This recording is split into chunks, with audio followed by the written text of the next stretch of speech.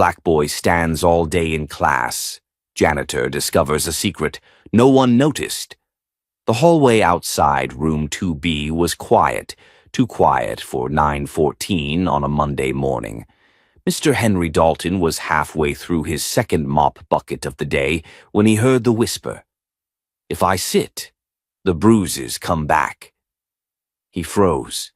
The voice had been barely audible, like someone had slipped the words through clenched teeth. But Henry recognized it immediately. It was Malik Evans, the quiet kid in Ms. Baird's third-grade class, the one who always stood. Henry turned slowly, careful not to spook the boy. Malik was near his cubby, one arm wrapped around the strap of his oversized backpack, the other dangling stiffly by his side. His knees were bent slightly, like they were under invisible strain. He looked like he hadn't slept. "You all right, kid?" Henry asked, soft but steady. Malik didn't look up. He just nodded quickly and mumbled, "I'm fine." Henry didn't believe that for a second. Something was wrong. He'd noticed it for weeks. Malik never sat. Not at lunch, not during story time, not even at recess. He always hovered near the edge of benches or stood beside his desk, quietly shifting his weight. Most teachers chalked it up to defiance, but Henry had seen defiant kids. This wasn't that. This was fear. Henry didn't press him. He just gave a small nod, returned to mopping the floor, but his eyes never left the boy. And as Malik walked into the classroom, stiff and silent, Henry felt something cold settle into his chest. It wasn't just a quirky habit. It was a warning sign. By lunchtime, Henry had made up his mind. He started watching, not just casually. He kept a little notebook, his clipboard log, where he normally wrote down light bulb replacements and maintenance requests. That day, he added something new. Malik Evans. Refuses to sit. Whispers about bruises, trembling in legs. Red flag. What he didn't know was how deep this would go, and how fast it would unravel.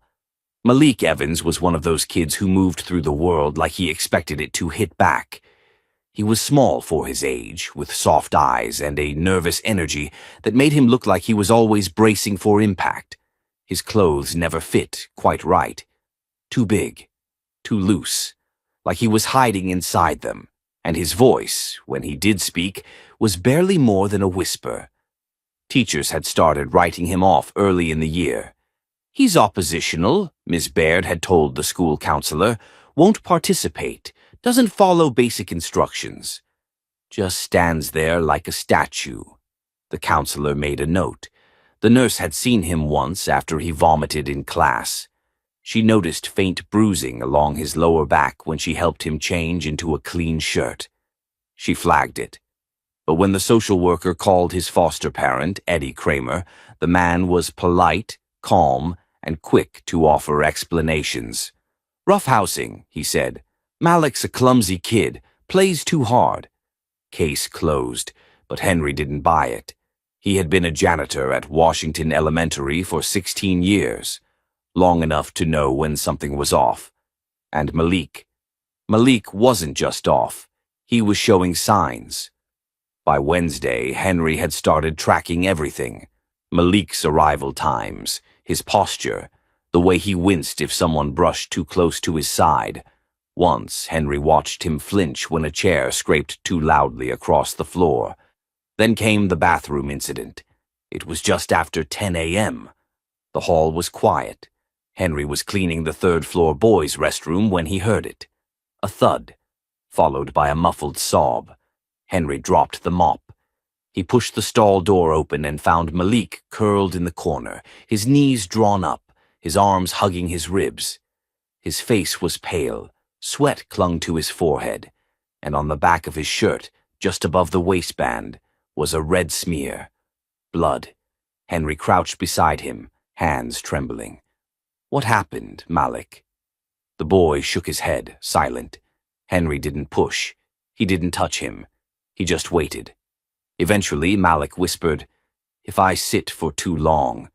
He says I'm lazy. I have to sit on the stool. If I move, He hits. Henry blinked, heart racing. What stool? He asked gently. Malik didn't answer, but his eyes filled with tears. That night, Henry wrote more in his notebook. He sketched out what Malik said, circled it in red. Then he called a friend, Angela Ramirez, a part-time school nurse and one of the few people who actually listened. "I don't have hard proof," Henry said, "but this kid's in trouble, real trouble." Angela sighed. "You want me to flag it again? You know how slow the system moves?" "I know," Henry said. "That's why I'm not going through the system this time." Angela paused. "What are you going to do?" "I'm going to catch him," Henry said quietly. "On camera." Henry spent the next day preparing. He had an old motion-triggered camera at home, one he'd used years ago to catch raccoons digging through his trash. He dusted it off, charged it, and brought it to school in his tool bag. There was a supply closet at the end of the hall near the drop-off zone. It had a narrow slit of a window that overlooked the curb where parents and guardians pulled up. Henry wedged the camera onto the shelf behind the Windex bottles and adjusted it just enough to get a clear view of the lane without drawing attention. He didn't tell the administration. He didn't tell the teachers. He didn't even tell Angela. If he was wrong, it would blow over. If he was right, well, then maybe Malik would finally be safe. For 4 days, Henry checked the footage every night. Nothing unusual. Malik got out of the same navy blue SUV each morning. The man driving never got out. Just leaned across the seat, said something Henry couldn't hear, and waited until Malik walked up the sidewalk. Then, on the 5th day, Henry saw it. It was early, 7:12 a.m. The light was soft, shadows still long on the sidewalk. Malik opened the passenger door slowly, one leg swinging out, then hesitating. The man, Eddie Kramer, reached across the seat and yanked the backpack from Malik's shoulders, so hard the boy's neck snapped backward. Then came the hit, sharp, fast, open palm to the back of Malik's head. Malik stumbled, bracing against the car door. The video didn't have sound, but the posture said enough. Fear, total submission.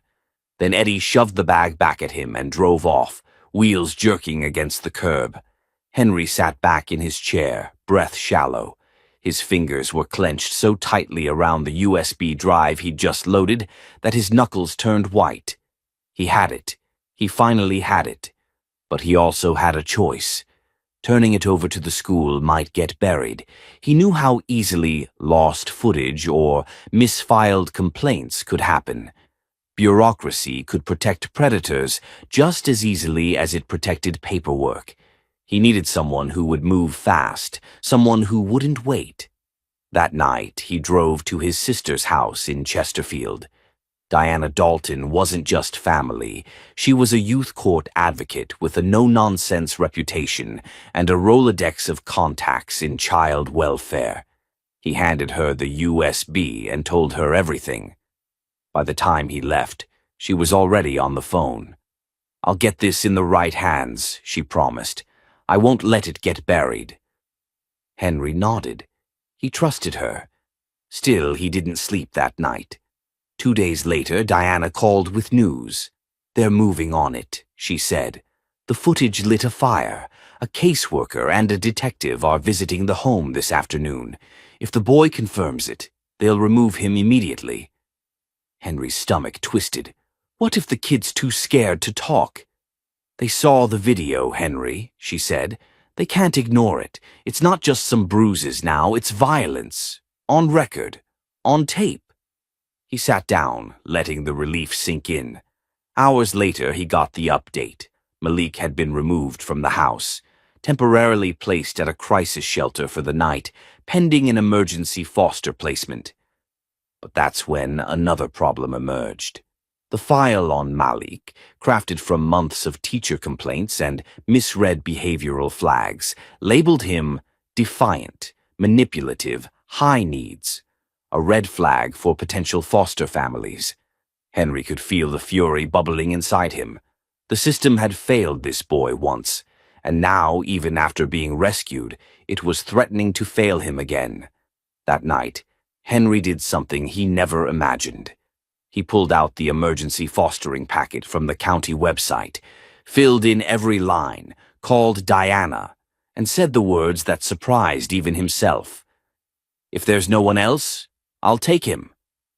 The knock came just past 9 p.m. Henry had barely finished washing the dinner dishes, the emergency fostering application still half filled on the kitchen table. He wiped his hands on a towel, heart suddenly hammering in his chest, and opened the door. There stood Diana, tired eyes, wind-blown curls, and standing beside her, a small figure with a too large backpack and a look that could crack concrete. Malik. No words came at first. The boy didn't lift his eyes. He just stood there like someone waiting to be turned away again. Diana gave a small nod, almost apologetic. "They cleared your place for emergency placement. The shelter was full, and—" She paused, lowering her voice. "He asked for you."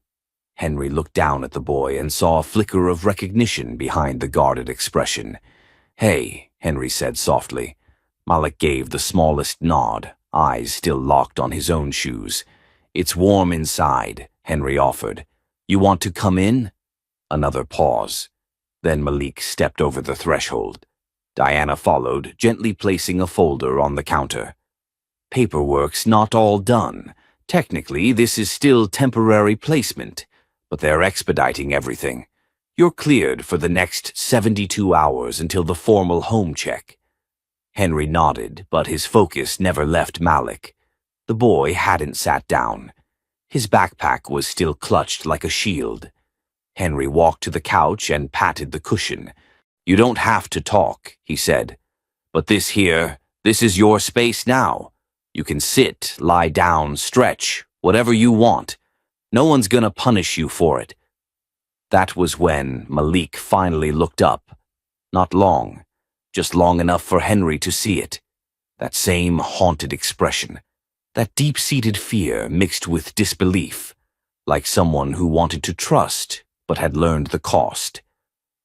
Malik stepped forward and very slowly, like someone touching something hot, lowered himself onto the couch, his knees bent, his body rigid at first, like he expected a blow at any second. But when none came, when all he got was silence and the low hum of the refrigerator, he exhaled, a long, shaky breath. It wasn't trust yet, but it was a beginning. The next morning, Henry walked Malik into school, not as a janitor making rounds, but as a caretaker guiding his foster child. That walk through the front doors felt different. Eyes followed them. Teachers glanced up, conversations paused. There were no gasps, no loud questions, but the message was clear. People had noticed. Ms. Reeves, the front office receptionist, tilted her head. "Mr. Henry?" He nodded once, his voice steady. "He's with me now." No one argued. That afternoon, Henry adjusted his shift, coming in early before sunrise to mop and clean, then finishing by lunchtime so he could be present for Malik after school. The principal allowed it with a quiet, "do what you need to do," and a pat on the back. The staff didn't ask for details, but the shift in perception was palpable. Where Malik had once been labeled a problem, a disruption, now they watched him more closely, but with something that looked closer to concern. But not everyone changed. Ms. Cranston, the guidance counselor, approached Henry in the hallway 2 days later. She was polite, smiling, but her voice had a patronizing edge. "Mr. Wallace, I heard you've taken in Malik. That's commendable, but I do hope you're prepared.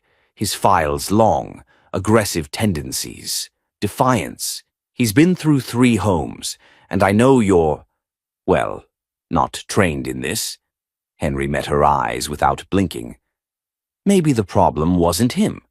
Her smile froze. Then she nodded once, adjusted her lanyard, and walked away. The days that followed were a crash course in trauma care. Malik didn't like closed doors. He flinched when someone raised their voice, even from across the room. He never reached for seconds at dinner unless Henry offered first, and he still preferred to stand, even when sitting was safe. But small changes began to show. One night Henry found him on the floor, sketching something with broken crayons, a crude drawing of a wooden stool. Beside it, in stick figures, a boy with angry red lines across his back. Henry crouched beside him. "Is that the stool?" he asked quietly. Malik didn't answer. He just kept coloring. Henry nodded. "You don't ever have to see that stool again. Not in this house. Not ever." Later, Malik folded the drawing and tucked it inside his backpack. That weekend, they visited a flea market.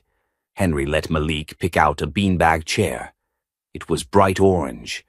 Too loud, too big for the corner of the room, but Malik sat in it without hesitation. That night he curled up in it to read, and for the first time Henry saw the boy fall asleep in a chair, but peace was short-lived. Diana called Monday night. "You need to be ready," she said. "Kramer's appealing the emergency removal. He's calling in a lawyer, and the county's overworked, which means any procedural hiccup could send this spinning." Henry's voice dropped. "Even after the video? They're trying to frame it as a misinterpretation. Say it was disciplinary, that Malik's unstable, and well, you're a janitor, not a trained foster. That's what they're gonna use." Henry's grip tightened around the phone. "They want to send him back?"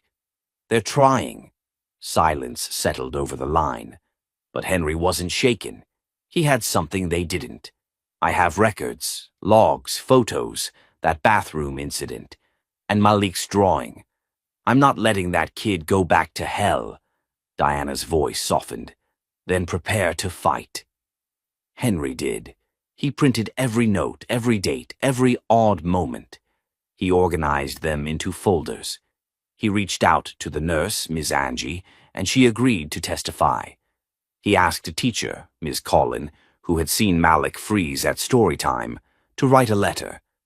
The janitor was about to go to war, not with tools, but with truth. The hearing was scheduled for Thursday morning. Henry spent the 2 nights leading up to it, preparing like a man heading into trial, because in a way, he was. It wasn't just Malik's safety hanging in the balance, it was his credibility, his word against that of a man with spotless paperwork and just enough charm to pass as tough but fair. The courthouse was a beige rectangle tucked between rows of strip malls and fast food joints, but inside it felt colder than stone. Malik sat beside him in the waiting area, knees bouncing under his jeans, fingers gripping the edge of the plastic chair. His new backpack, the one Henry bought from the clearance aisle at Target, rested at his feet, still zipped shut, untouched since they left the house. "You nervous?" Henry asked. Malik gave a small shrug. "You want to go over what might happen?" "I know," the boy whispered. "You already told me." Henry nodded. He didn't press. Instead, he pulled out the folder again, the one with labeled tabs and color-coded sections.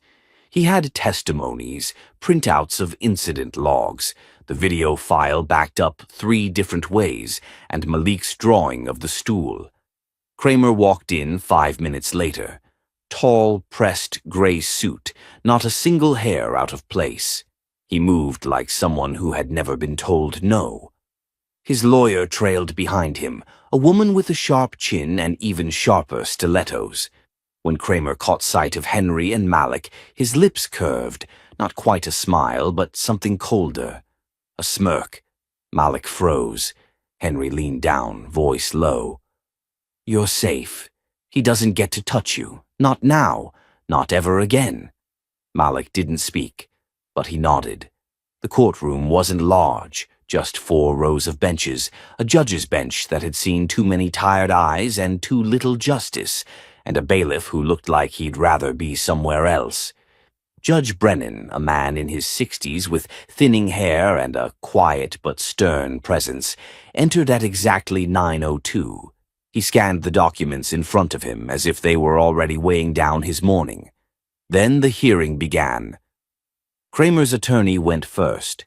She laid out a timeline. Mr. Kramer has fostered 5 children over the last 7 years, none of whom have sustained injuries under his care. There have been behavioral issues, yes, but those were documented by social workers, not dismissed. Malik, unfortunately, has a long history of outbursts, lies, and fabricated claims of mistreatment. Henry's fingers curled around the edge of his chair. The attorney gestured to the table. And while Mr. Wallace, she gave a tight smile, has acted with admirable passion, he is not trained in trauma care, and his position within the school system might make his perspective subjective. Brennan raised an eyebrow. Subjective? He is not a mandated reporter. He is a janitor who developed a bond with a student. Emotion is not evidence. Henry stood. May I respond, Your Honor? Brennan nodded. Go ahead. Henry didn't pace. He didn't raise his voice. He just opened the folder and pulled out the printed screenshots of the video, passing them to the clerk. The bailiff handed them to the judge. These stills show Mr. Kramer pulling Malik's backpack, striking him, and then shoving him toward the school building. This footage was captured from a mounted camera in a school storage closet. It's time-stamped. The full video was submitted yesterday. He paused. And I'd like the court to know that I've kept a private observation log for over a decade. I've documented patterns, behavior, injuries that didn't line up with explanations. This wasn't a one-time thing. Malik isn't lying. The room was silent. Brennan flipped through the pages, expression unreadable. Kramer leaned toward his attorney, whispering something. That's when Malik stood up. No one asked him to. He stepped forward, small shoulders squared, voice shaking but steady. I didn't make it up, he said, staring straight at the judge. I didn't lie. He said sitting meant I was lazy. He made me stand for hours, sometimes on that stool. He called it the lazy stool. He said if I moved, I'd get the belt. Henry froze. This wasn't rehearsed. Malik had never said those words before, not even to him. Judge Brennan looked up, eyes sharper now. Malik, he said gently, do you feel safe with Mr. Wallace? Malik turned to look at Henry, then back to the judge. He never yelled at me. He let me sit, and he bought me orange juice even when I didn't ask for it. Kramer scoffed. Brennan held up a hand. Mr. Kramer, one more outburst and you'll be removed. There was a moment, a pause so deep it felt like the entire room was waiting to exhale. Then Brennan spoke. I've reviewed the video, the testimonies, the medical notes from the nurse, the observations from the school staff. I find the evidence compelling and credible. He looked at Kramer. Your appeal is denied. Kramer's face dropped. No more smirk. No more confidence. And this court is ordering a full investigation into the past foster placements associated with Mr. Kramer. Effective immediately, he is to be removed from the county-approved foster list. Gasps echoed in the room. The lawyer stiffened. Malik looked at Henry again. This time he smiled. It was small, trembling, but it was real. When the hearing ended, Henry walked Malik out of the building. Cameras were starting to gather. Somehow the story had gotten out. A few reporters tried to approach. Henry held up a hand. No interviews. One of them, a local journalist named Dana Green, stepped closer. Do you think you made a difference, Mr. Wallace? He paused, then said simply, I think Malik did. And together they walked to the car. No longer just janitor and student, but protector and survivor. It wasn't even 3 days after the courtroom decision that the fallout started spreading like wildfire. Henry had just finished mopping up a spilled juice box near the cafeteria when his phone buzzed. It was Diana, his sister, the child advocate who'd helped him push Malik's case through the system. Her voice was clipped and urgent. "Kramer's past placements. There's more," she said. 3 kids, different years, same patterns, emotional abuse, forced standing, injuries no one believed. Henry leaned against the wall, mop still dripping onto the floor. "And no one flagged this before?" "They did. But guess what?" Diana exhaled. One of the intake supervisors at Child Services was Kramer's cousin. It was all buried. Sanitized reports, misfiled documents, even kids labeled as liars. Henry felt his stomach turn. So this wasn't just neglect. It was protected neglect. Exactly. But that's about to change. She explained that a new internal task force had been formed to investigate all cases tied to that branch of the department. Names were already surfacing. There would be hearings, possible criminal charges. By the time Henry hung up, he was trembling, not out of fear, but rage and relief. What if that camera hadn't been set up? What if Malik had been brushed off again? Later that day, Henry returned home to find Malik at the small folding table in their living room, sketching something with colored pencils. The boy looked up, a faint smile on his lips. "Want to see?" he asked. Henry sat beside him. It was a drawing of 2 chairs. One was jagged and dark, labeled Before. The other was soft, round, and colored in bright shades of blue and green. Now. Malik had written something underneath. "One of them hurt me. One of them lets me rest." Henry blinked away, a sting in his eyes. "That's beautiful, Malik. You think I can hang it up? Only if you want to." "I do. I really do." That weekend, the local paper ran a front-page story. Custody system under scrutiny after foster abuse case sparks citywide review. The photo beneath the headline showed Henry standing outside the courthouse, one protective hand on Malik's shoulder.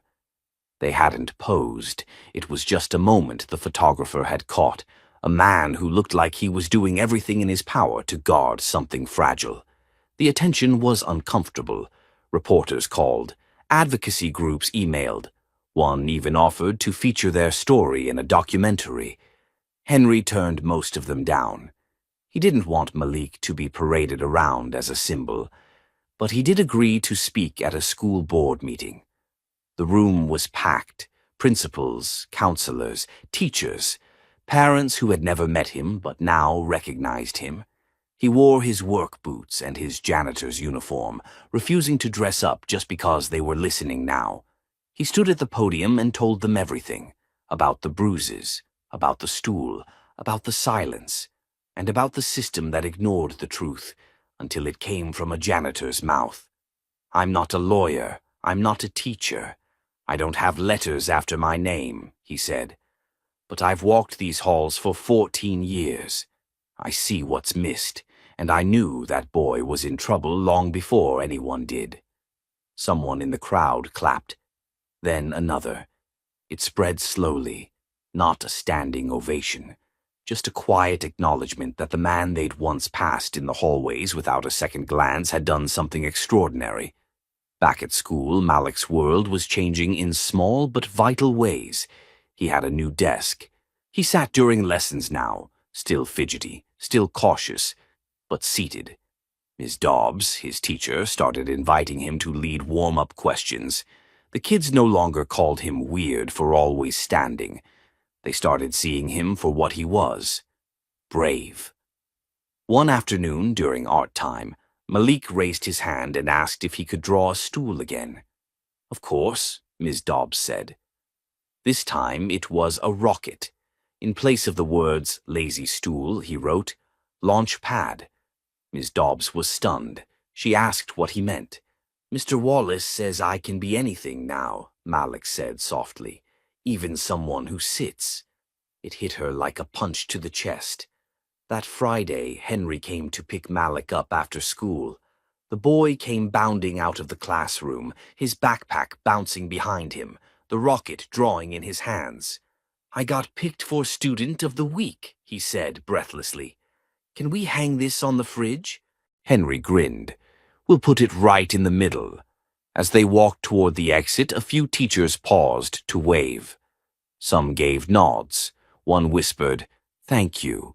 But Henry didn't say anything back. He just smiled, his hand resting lightly on Malik's shoulder.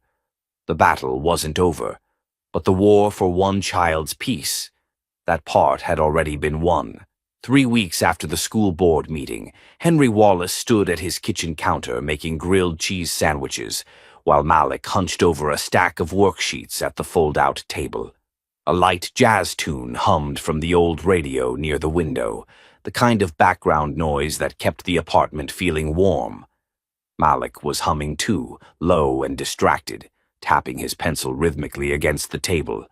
Henry paused, watching him for a moment. There was a lightness in Malik's posture now. Not full-on confidence, not yet. But his shoulders no longer curled inward like they had when he first moved in. The boy was beginning to breathe freely. Then came the knock on the door. Henry wiped his hands on a dish towel and opened it cautiously. Outside stood a man in a gray suit, with a sharp smile and a badge hanging from a lanyard that read, "Child Protective Services, Internal Compliance." Behind him stood another man, bigger, with a square jaw and sunglasses too dark for the overcast afternoon. Henry's chest tightened. "Can I help you?" The first man offered a polite nod. "Mr. Wallace, we're conducting a routine follow-up for cases that have recently been publicized. You've been fostering Malik Robinson for several weeks now."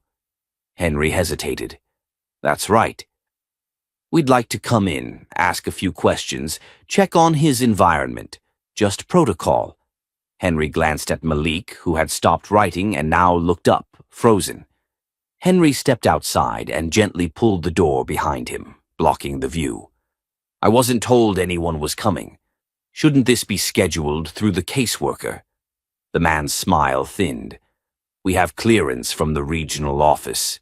The case has escalated due to internal reviews. Some concerns were raised about media exposure and the possible mishandling of confidential information." Henry stared at him. Something didn't sit right. Who flagged those concerns? The man's gaze didn't waver.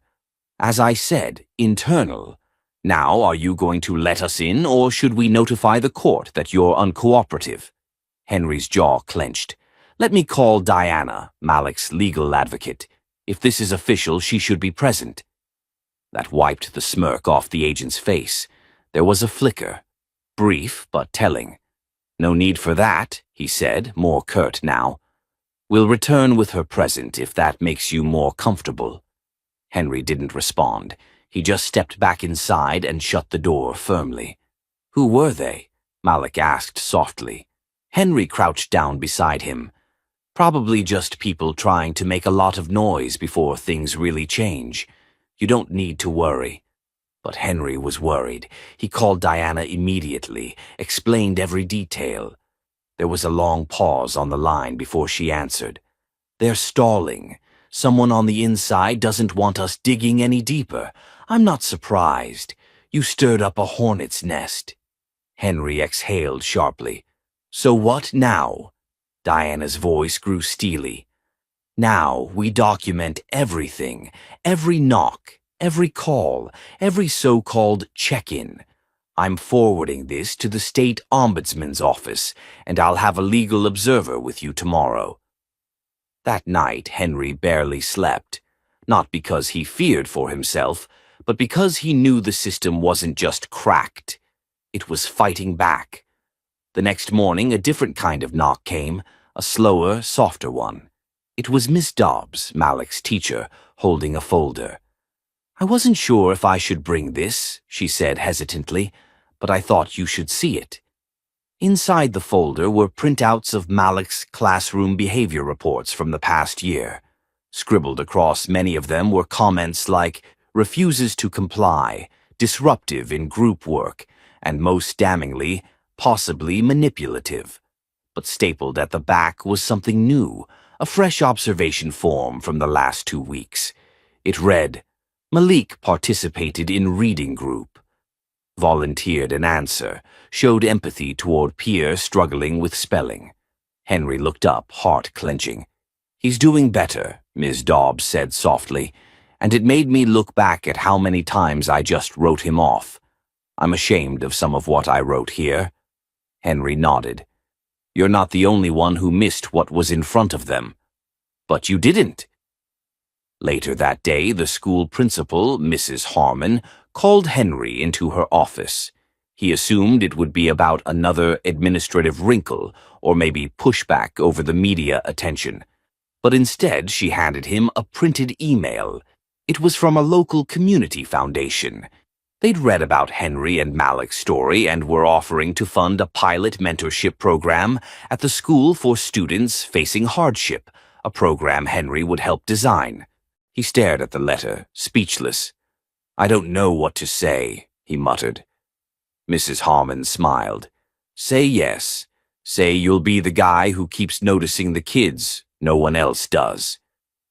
He chuckled under his breath. That part I can do. Back at home that night, Henry told Malik the news. They want me to help more kids like you, he said, stirring a pot of macaroni and cheese. Malik blinked. Kids like me? Yeah, brave, watchful, smarter than the grown-ups realize. The boy grinned.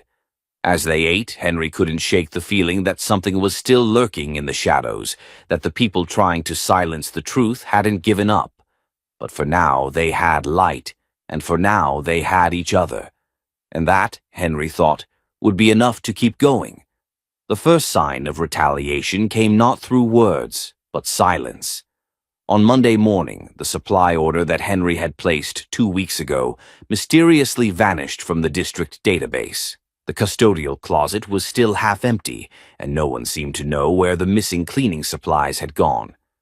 When he asked the office manager, she gave a tight-lipped shrug. It's probably a glitch in the system, she said, eyes flicking away.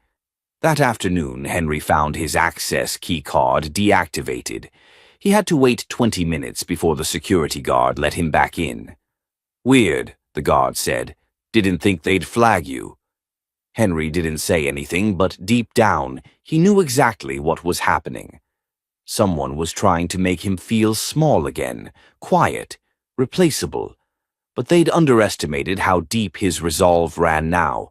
That evening, as he and Malik sat in their usual corner of the living room, Malik on the beanbag, Henry on the floor, a chessboard between them, Henry asked softly, You ever feel like someone wants you to stop doing the right thing?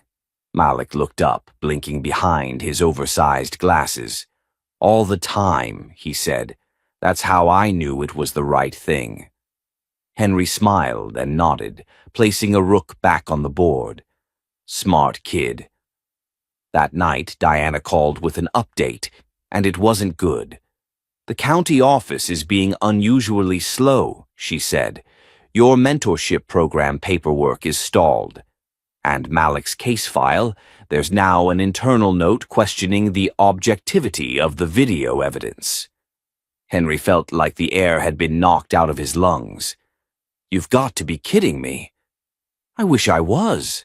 Someone's trying to paint this as a vendetta, that you're emotionally involved and not credible. Henry pressed the phone tighter to his ear. So what now?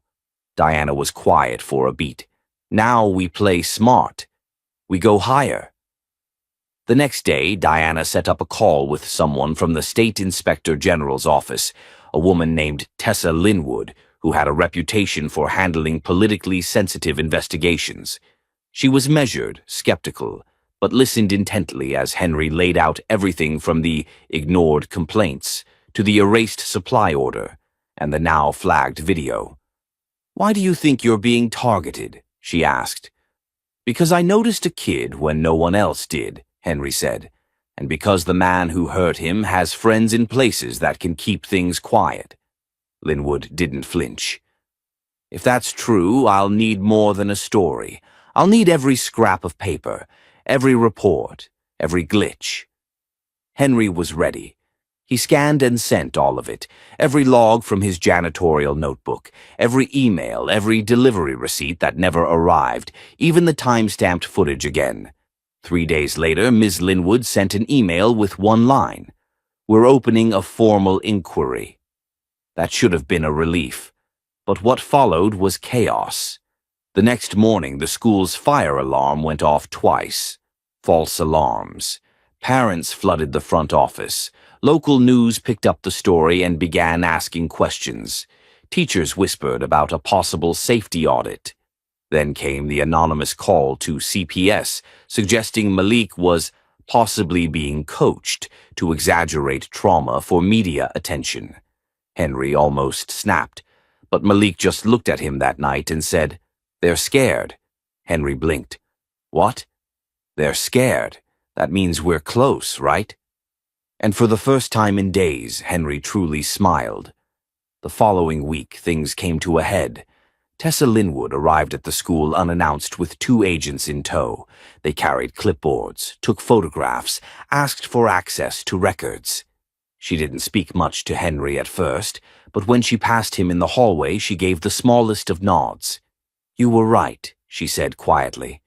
At the same time, a regional official sent a directive ordering Curtis Bell, Malik's former guardian, to appear for a deposition regarding his fostering record. The hearing would now include a review of every placement he'd overseen in the past 5 years. Henry attended the preliminary deposition. He sat quietly in the back while Curtis tried to maintain his facade. "He was a troubled kid," Curtis said.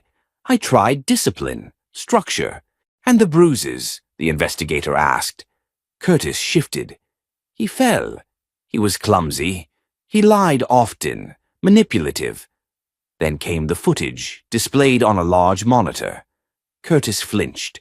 The room went still. "You call that discipline?" the investigator asked. Curtis didn't answer. Malik wasn't in the room. He didn't need to be. Henry had insisted that he didn't need to relive it again. Back at the apartment that night, Henry broke the news gently. They saw it. The video. The judge did too. Malik didn't say anything for a moment. Then he whispered, "So he won't come back?" He won't come back. And Henry meant it. He knew it wasn't over. The system was still tangled, still slow, still filled with people willing to turn their heads the other way. But the storm that once hovered over Malik had begun to clear. As Henry tucked him in that night, Malik rolled onto his side and said, "Hey, Mr. Wallace." "Yeah? Thank you for sitting with me when I didn't even know how to sit still." Henry's throat tightened. "Always, buddy." He shut the light off, and for the first time he saw Malik truly rest, not just sleep, but rest. Tomorrow would bring more questions, more meetings, maybe more resistance. But tonight, they had peace, and it was earned. The day of the hearing arrived cloaked in gray skies and a steady drizzle that clung to the air like nerves on a collar. Henry stood in the back hallway of the county juvenile courthouse, straightening the sleeves of his jacket for the 5th time.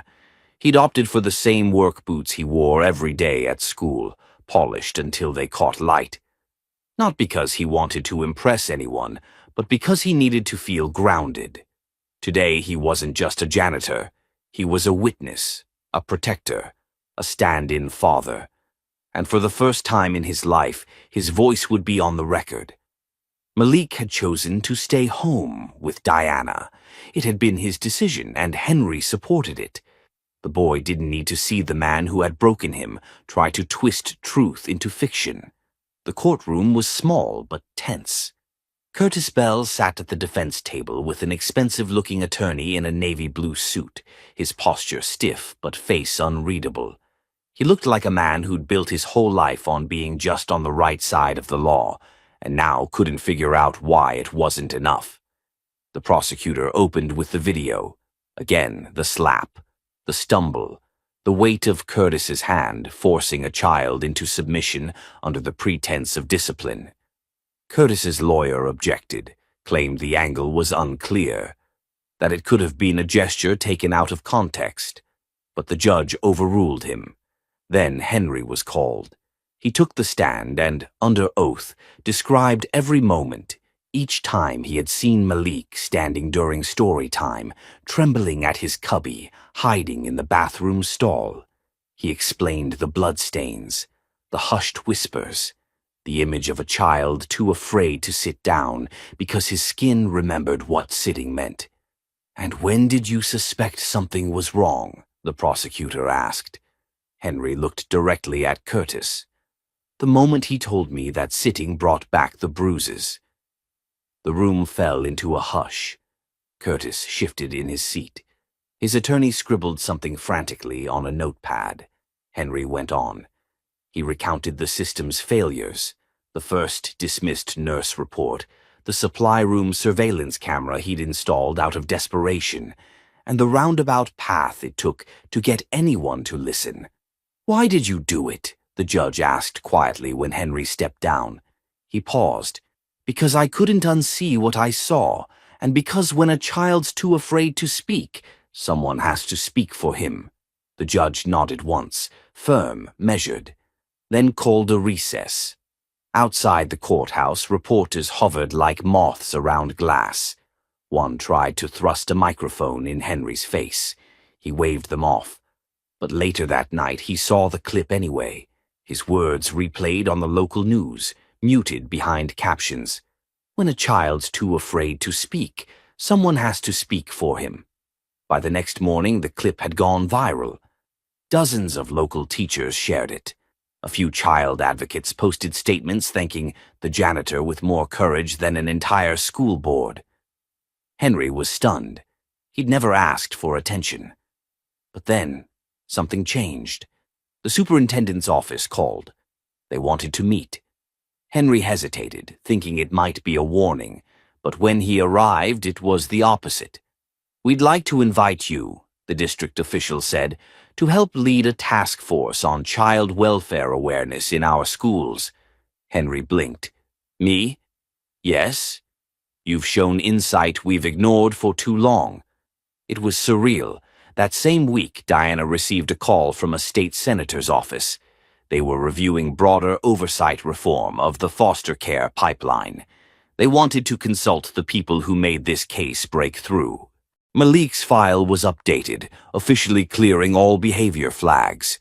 His new status, trauma-informed case. No disciplinary action pending. But even with all the attention, Henry never let it go to his head. Back home, Malik was still cautious, still unsure what came next. Henry made a point to keep everything steady. Routine. Until one day, Malik handed him a letter.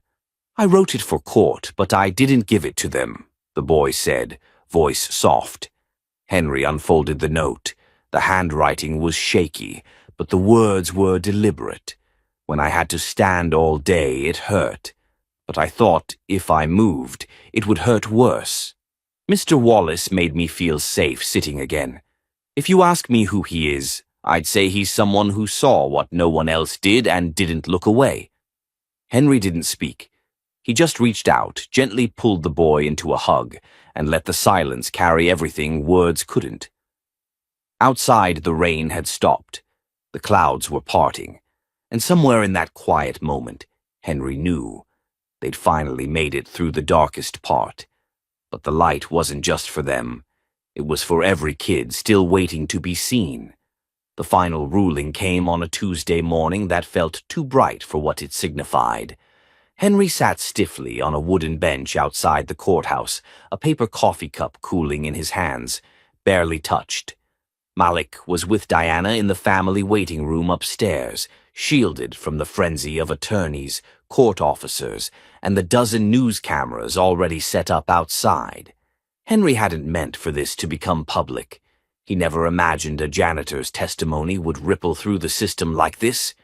But once the footage aired, once Malik's drawing of the safe stool had made rounds online, people started paying attention, not just to Malik, but to every kid whose quiet suffering had gone unnoticed. Inside the courtroom, the judge's voice rang firm as she addressed Curtis Bell. In light of overwhelming evidence, including first-hand testimony, corroborated surveillance footage, and statements from former foster placements previously disregarded, this court finds you, Mr. Bell, in violation of foster care regulations, guilty of child endangerment and obstruction of prior investigations. Curtis didn't flinch, but Henry noticed how tightly his hands gripped the defense table, how the blood drained from his face when the judge continued. You are hereby stripped of all foster licensing, prohibited from working in child-related fields indefinitely, and referred for criminal prosecution. Furthermore, the court finds credible evidence of interference within the county's intake office. A secondary investigation will proceed. Outside, news broke before the court had even recessed. The local office's involvement in burying multiple complaints against Curtis became a regional scandal. The intake officer, revealed to be Curtis's brother-in-law, was suspended pending formal review. Advocacy groups seized the moment to demand statewide foster oversight reform. Back in Henry's small apartment, Malik didn't celebrate. He didn't cheer. He simply sat on the couch, his couch now, curled up under a blanket with a peanut butter sandwich and a Marvel cartoon playing low on the TV. Henry sat nearby, reading the paper, waiting. Eventually, Malik spoke. So, I'm not going back? Henry looked at him carefully. You're not going anywhere you don't want to. That's over. Malik nodded, but then glanced down at his legs, shifting as though checking to make sure no invisible bruises were returning. I still don't like sitting too long, he said, voice barely above a whisper. Henry smiled gently. You don't have to, but if you ever want to, there's a soft cushion right there and it's yours. Malik didn't reply. He just leaned a little closer. A few weeks later, the school board held a surprise assembly. Teachers, students, local families, and officials gathered in the gymnasium, unsure why they'd been called. Henry stood in the back, mop handle in hand, until the superintendent called him to the stage. Reluctantly, he approached, unsure what was happening. We often talk about heroes in the classroom, the superintendent began, but sometimes they work quietly in the halls, in the shadows, carrying buckets and pushing brooms. Today, we honor Mr. Henry Wallace for doing what no one else did. He paid attention. And he acted. There was no roaring applause, just a long standing ovation, teachers with tears in their eyes, students clapping without quite knowing why. And Malik, standing beside Diana in the front row, holding a framed drawing, the safe stool, the one he'd drawn not just as art, but as a promise. The crowd hushed as Malik stepped forward and handed the drawing to Henry. You saw me, the boy said simply, voice clearer than anyone had ever heard from him in public. Henry swallowed hard and nodded. I saw you, he said back, and I'll keep seeing you. Every day. That evening, a mural appeared on the school's hallway wall, small, just a painted stool beneath a window with sunlight pouring in. Beneath it, in simple black script, justice starts when someone notices. Malik began therapy with a counselor who specialized in trauma. Diana helped file paperwork for Henry to become a long-term guardian. The school established a new policy. All child behavior flags had to be reviewed by at least 2 independent staff members, one of whom couldn't be an educator. They called it the Malik Rule. By spring, Malik was sitting more comfortably in class, answering questions with quiet confidence, and even joining the art club. The other kids stopped whispering.